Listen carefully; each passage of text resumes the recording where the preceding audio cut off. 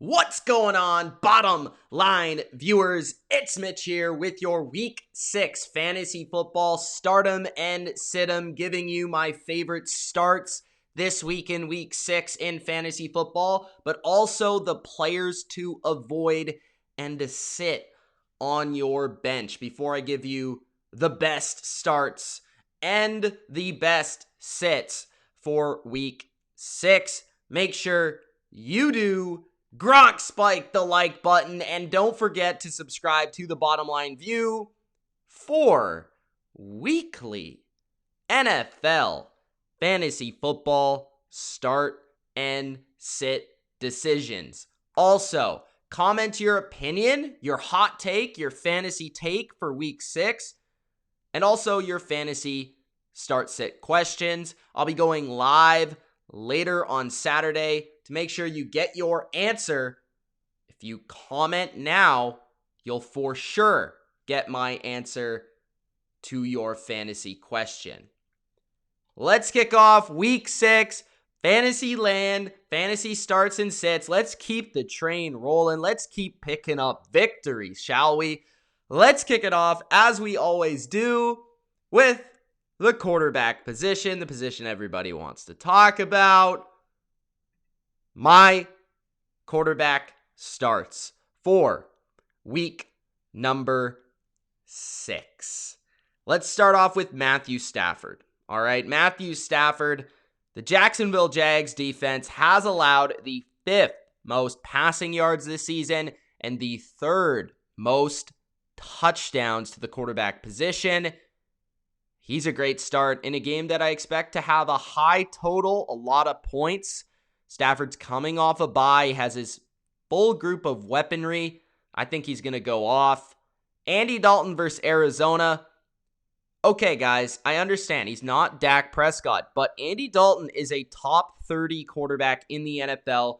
Still, from a talent perspective, this is the best supporting cast he's had since his prime, 2015.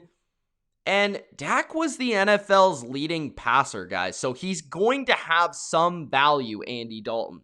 There's still value in the quarterback of this offense. And in this game in particular, this should be a shootout in Dallas. I expect Andy Dalton to throw for 300 plus yards in his first game as a starter for the Cowboys. Ryan Tannehill versus the Texans. The Texans are the only team in the NFL, get this, to not intercept a single pass. That's kind of weird, isn't it?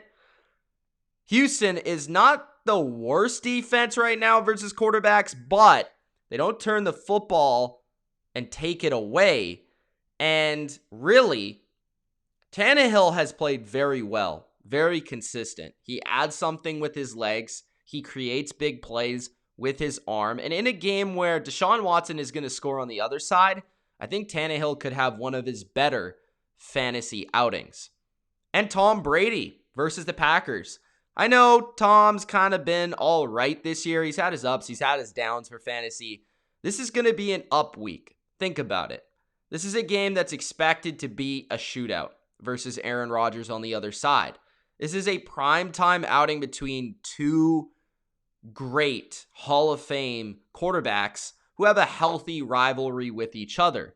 Brady is coming off of a Thursday night game where he has 10 days to prepare for the Packers defense after forgetting the down. All right. He now has a full healthy group of receivers for arguably the first time this season. Chris Godwin is back. Mike Evans is healthy. Scotty Miller is healthy. They are at home in this game where Brady has played better.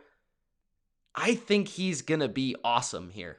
I expect Brady to have another good game. My quarterback sits.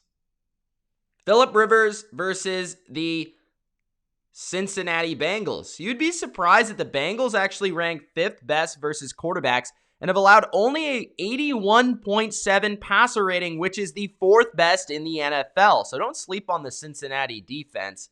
Just because, you see the Bengals, don't run out there to pick up Rivers to start him. Just don't. Joe Burrow on the flip side versus the Colts. The Colts, you kind of know, are a good defense. They're allowing a 70 passer rating right now, the best in the NFL. They've intercepted 9 passes and allowed only 7 passing touchdowns. Teddy Bridgewater versus Chicago. I get it. Bridgewater's playing pretty well, especially lately.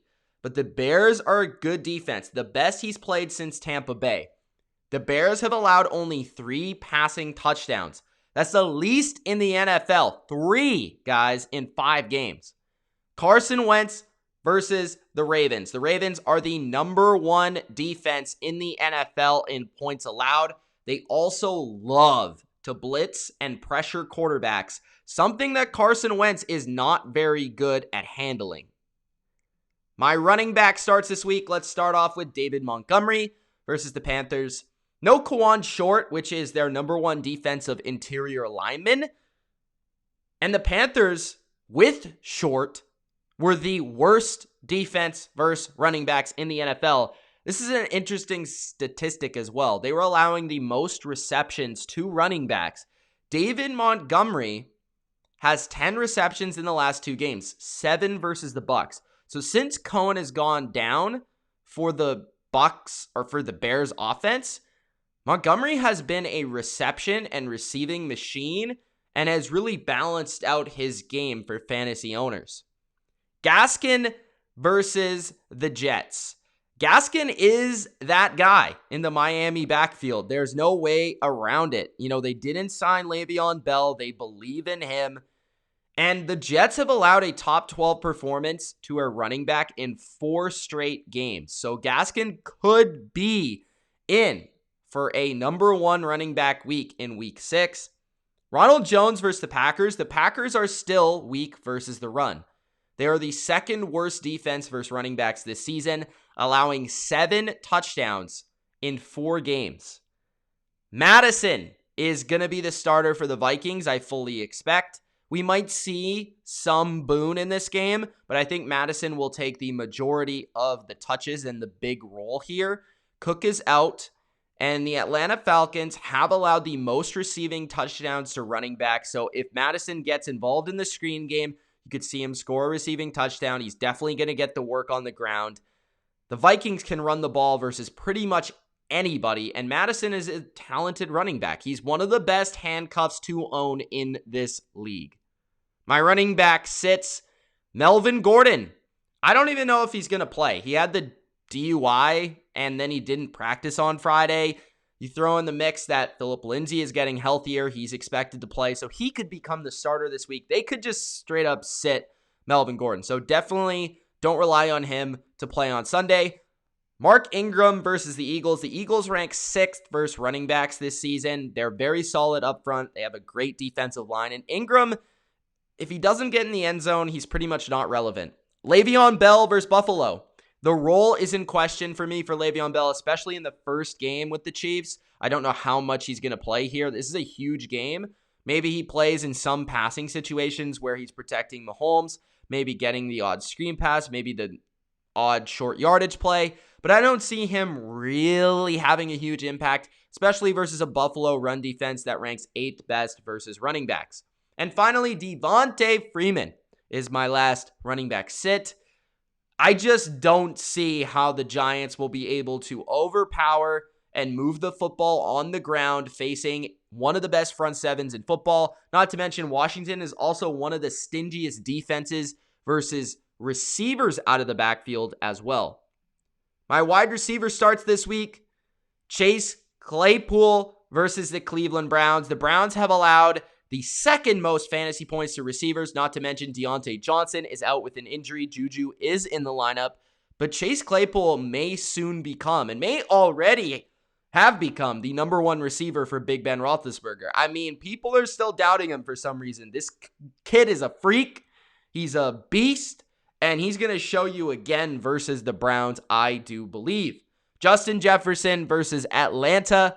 The Falcons have allowed the 2nd most yards to the wide receiver position this season. I expect Justin Jefferson to have a huge bounce back game in a game that's likely to be higher scoring. Not to mention, I like Madison this week, but they're probably going to throw the ball a little bit more. This is a great passing matchup for the Vikings offense, for Kirk Cousins, And without Dalvin Cook, it just makes more sense to go to the air more often. A.J. Brown versus Houston. Houston has failed to cover A.J. Brown in the 2 games that they played against him. Last year, 100 yards and a touchdown in both outings. Laviska Shenault versus Detroit. There's no DJ Chark, very likely here. So this is a great volume play at the very least, if not a pretty nice ceiling as well. He has become the clear number 2 option in the receiving game. They love to get him the football in any way possible, screen, run, and down the field. He's great after the catch. He can break tackles. He's a fun player to watch. I expect him to really dominate a secondary in Detroit that's just not played well, especially in the inside at the nickel position this season without Justin Coleman. My wide receiver sits, AJ Green versus the Colts. I mean, do I need to even talk about this anymore? Like, AJ Green has been terrible. There's no connection with Joe Burrow, and he's facing the best defense right now statistically in the NFL that's allowed just 179 passing yards per game. Fulgham versus the Baltimore Ravens.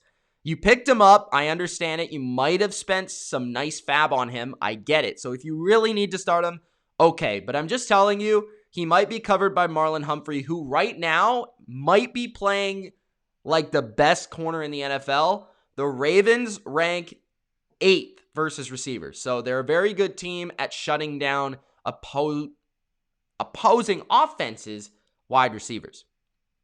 DJ Moore versus Chicago. The Bears rank 2nd versus receivers this season.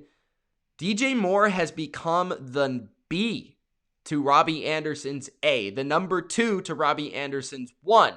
So DJ Moore is no longer going to be a start every week because Teddy is looking to another receiver first, and Moore has become the second option, meaning you can sit him in certain matchups, and the Bears are one of the worst matchups for the receiver position.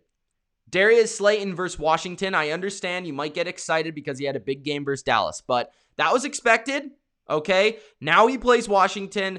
Like I said, they are going to suffocate Daniel Jones. That pass rush is unbelievable. Their front 7 is going to get pressure, and that will lead Slayton to not a lot of big play opportunities down the field where he thrives. They rank 3rd versus receivers this season. I would shy away from starting Slayton as a receiver 3 or a flex this week. My tight end starts Eric Ebron versus the Cleveland Browns. The Browns have allowed the 3rd most receptions to tight ends this season. There's no Deontay Johnson, so Eric Ebron should see more targets and possibly a touchdown this week. Evan Ingram versus Washington. Now, Washington is good versus receivers, but they have allowed the 5th most points to tight ends. In the middle of the field is where they're weak coverage-wise. They don't have great safeties or linebackers in coverage. Evan Ingram is a speed, quickness threat, and a lot of the throws will be near the line of scrimmage, as I brought up for Daniel Jones, not down the field, meaning Evan Ingram could see a lot of targets, a lot of receptions this week. TJ Hawkinson versus Jacksonville. This should be a shootout, the 9th most points allowed to tight ends this season. That's Jacksonville. Hawkinson has had some good games this year, and I expect this one to be another one. And finally, my tight end sits. Noah Fant versus the Patriots. He might not even play. He's injured going into this game. And the Patriots have been like one of the best teams versus tight ends this year. And that is facing Travis Kelce and Darren Waller. They've faced some good tight ends, and they've shut them down. So Fant probably isn't the best they've faced. They'll find a way to shut him down. Robert Tonyan versus the Tampa Bay Buccaneers. If you have no other option, okay, maybe you can hope for a touchdown in this game. But Devontae Adams is back. I just think that clearly caps his upside. I don't believe in him as a true beast at tight end. I think he's a complimentary option in the real life offense of the Packers and not really a fantasy option consistently. So I'd shy away from Tonyan. Higbee versus the 49ers. The 49ers, they're the 3rd best versus tight ends, even though their corners are hurt. the middle of the field is still pretty well protected for the 49ers defense. And because their corners are hurt, offenses are attacking their corners. Get it? So they've allowed only 164 yards all year to the tight end position. That's not great. And Higbee has not been the greatest himself. My defense starts Washington versus the Giants. I brought up how I just believe that the front of Washington is going to cause a lot of issues for Daniel Jones, causing turnovers, causing sacks, and a big week for the Washington defense. Miami versus the Jets. Start any defense versus the Jets, but especially a Miami defense that's getting a lot better, playing a lot better, and just absolutely beasted versus the Niners last week. And of course, the Patriots. The Patriots are becoming probably a top 5 fantasy defense and maybe the best defense in real life right now, or they might be at least. It's debatable. The Patriots played the Broncos. Drew Lock is back after missing multiple weeks with injury. They don't have Courtland Sutton. They might not have Noah Fant. They might not have Melvin Gordon. This is a good matchup, especially at home. The Patriots are 9-point favorites, so they should really just steamroll the Broncos.